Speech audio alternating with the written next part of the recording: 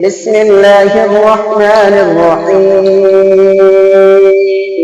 والشمس وضحاها والقمر إذا تلاها والنهار إذا جلاها والليل إذا يغشاها والسماء وما بناها والأرض وما طحاها ونفس وما سواها فألهمها فجورها وتقواها قد أفلح من زكاها وقد خاب من دساها كذبت ثمود بطغواها إذ انبعث أشقاها فقال لهم رسول الله ناقة الله وسقياها فكذبوه فعقروها فدمدم عليهم ربهم